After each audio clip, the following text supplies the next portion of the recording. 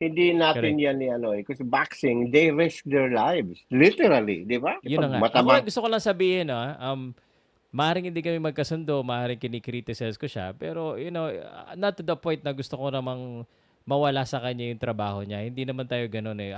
The reason why I criticize him at saka yung coach niya, I don't think he deserved that coach because he deserves better.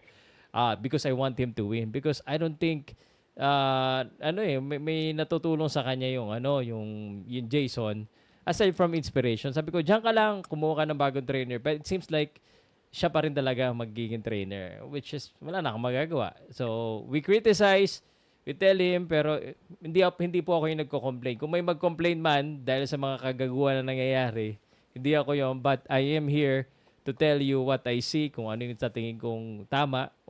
We can agree or disagree, but you know, uh, I want him to earn kasi mukhang kakailanganin niya yan mag-ipon. Kasi pagkatapos ng career niya, hindi ko lang alam kung may naipon mas talaga siya.